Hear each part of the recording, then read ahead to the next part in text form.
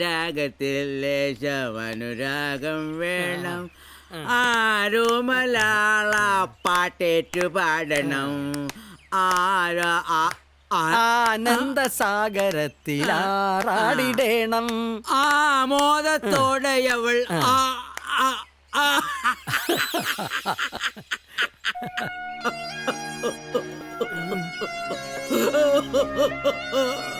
മതി, എനിക്ക് മതി, എനിക്ക് ജീവിതം മതിയായി.